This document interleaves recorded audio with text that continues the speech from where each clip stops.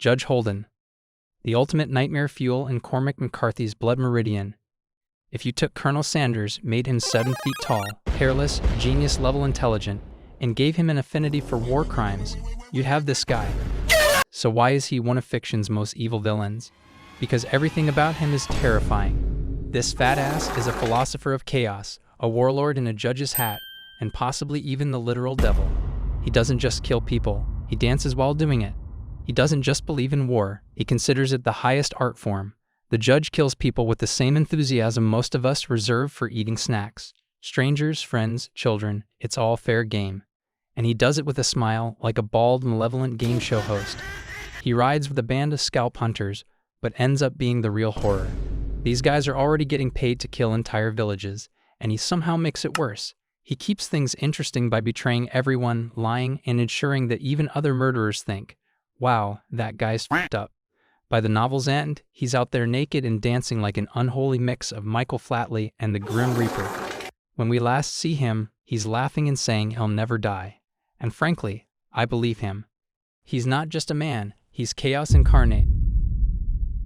The Lich, primarily known as the main antagonist from the cartoon Adventure Time, this guy isn't just your typical spooky skeleton. He's pure, unfiltered cosmic evil. The kind of villain who doesn't monologue about world domination because he's too busy ending the world already. He's not some tragic backstory villain who just needs a hug. No, the Lich exists only to destroy all life. He's like a sentient game over screen. He can cast spells that will either knock you out cold or even straight up delete you from existence just by yelling die. And as if that was not enough, he once took out Prismo, the all-powerful wish master of the multiverse, by breathing on him. That's right. This guy's warning breath is strong enough to obliterate a reality-warping entity. Imagine what it does to mere mortals. His presence alone is enough to turn happy, colorful Adventure Time into Apocalypse Now. His power comes from necrotic magic, mind control, and the ability to corrupt others. He is manipulative, deceptive, and patient, always planning for the long term. The Lich's exact origins are ambiguous. However, his origins seem to trace back to the Great Mushroom War, where he was created from the detonation of a nuclear bomb infused with dark magic. Even among the most evil fictional villains, few are as single-mindedly dedicated to destruction. Despite being defeated multiple times, he always finds a way to return, proving that pure evil is nearly impossible to destroy. Homelander. Homelander is the main antagonist of The Boys, a comic book series and its TV adaptation. He is the leader of the Seven, a bootleg Justice League, and a corrupt superhero team controlled by the corporation Vought International. He's basically if Superman was a narcissistic, power-hungry man-child with money issues and zero morals. Though he presents himself as a patriotic hero, he is a ruthless sociopath with godlike powers, including super strength, flight, and laser vision.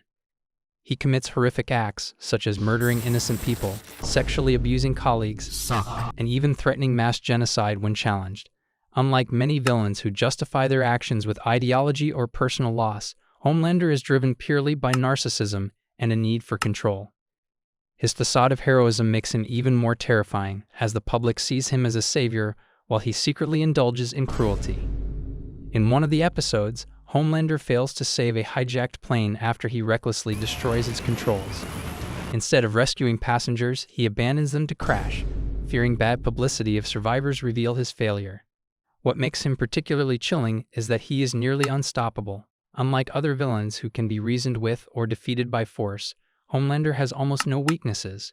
His combination of power, megalomania, and a lack of moral restraint makes him one of the most horrifying fictional villains ever created. Sauron, the original icon of villainy. Get it?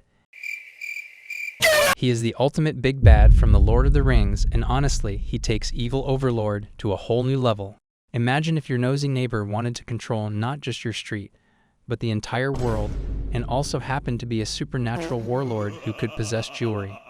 Sauron started as a servant of an even bigger evil, Morgoth, but after his boss was banished into the void, Sauron took over the evil empire and thought, you know what this place needs? More oppression and one very specific ring. He made the One Ring, tricked a bunch of powerful folks, and tried to conquer everything. His hobbies included forging cursed jewelry, enslaving entire civilizations, and losing battles because he underestimated hobbits.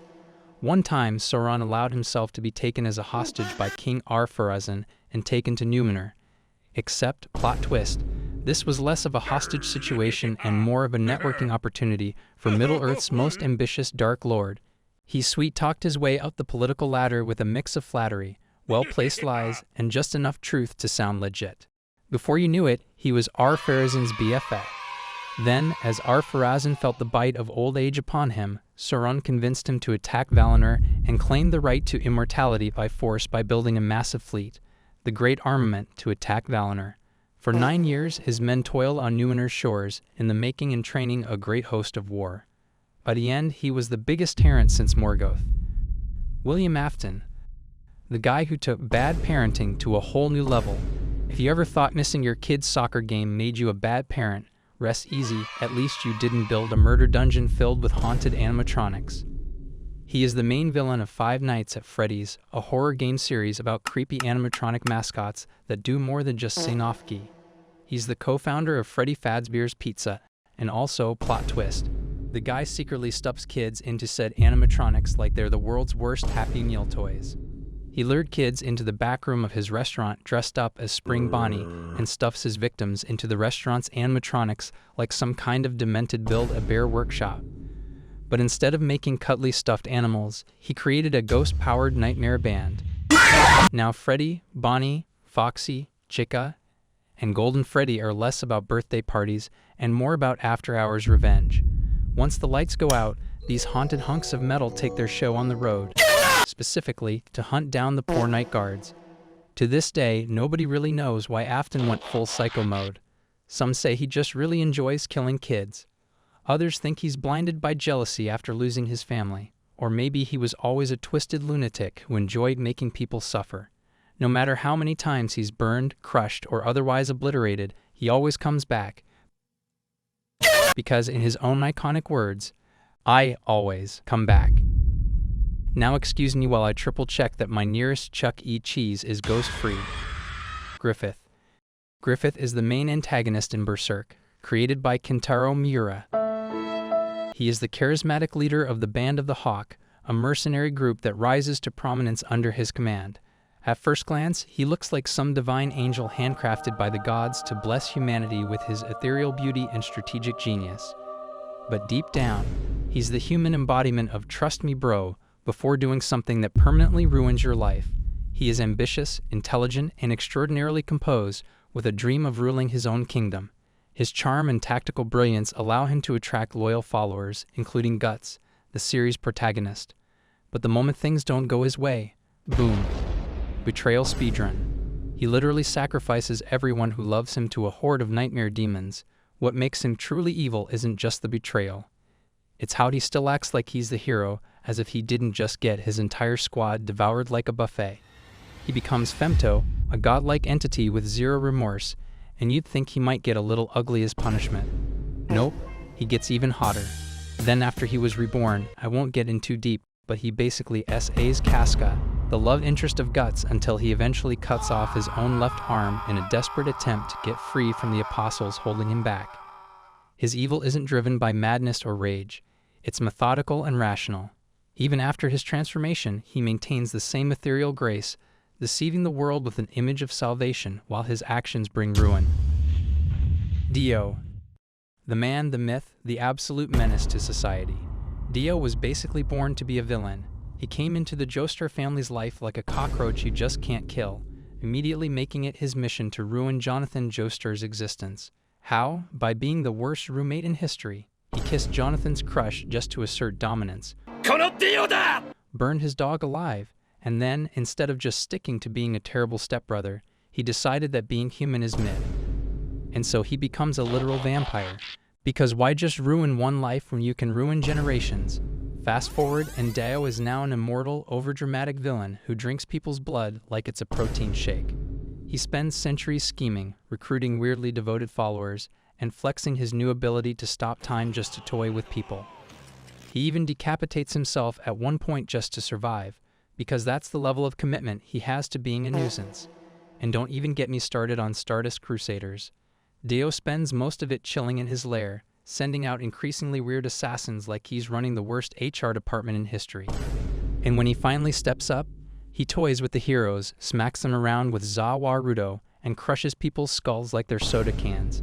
His grand finale? Dropping a literal road roller on Jotaro, because apparently, punching wasn't enough. Deo is like that one guy in your friend group who always has to win, except instead of friendly competition, it's world domination. The guy is peak villain energy, charming, manipulative, ridiculously overpowered, and petty on a cosmic level. Pennywise. Pennywise is the primary antagonist in Stephen King's novel It. The charming, sewer-dwelling, child-munching nightmare in clown makeup. He is an ancient, shape-shifting cosmic entity that primarily takes the form of a sinister clown to lure children. While his true form is beyond human comprehension, he often manifests as Pennywise the dancing clown to exploit the fears of his victims. He's manipulative, theatrical, and has the uncanny ability to make you wish you had never been born. He feeds on fear, which means he enjoys a good psychological torment session before getting to the main course, actual flesh. But hey, at least he gives his victims a show before devouring them. He terrorizes the small town of Derry every 27 years like it's some kind of cursed timeshare. He lures kids in with promises of fun, floats, and presumably a lifetime of nightmares. He famously convinced poor Georgie Denbrough that sticking his hand into a storm drain was a good idea. Spoiler alert, it was not. Then there's the way he shapeshifts into whatever his victims fear most, just to make their last moments extra spicy with terror. Whether it's a leaper or a horrifying painting come to life, Pennywise always delivers top-tier nightmare fuel. His cruelty extends beyond physical violence. He thrives on despair, ensuring that his victims suffer mentally and emotionally before he ultimately devours them. Hey everyone! Thank you all for watching until the end. I'll be back with more videos, so make sure to like and subscribe.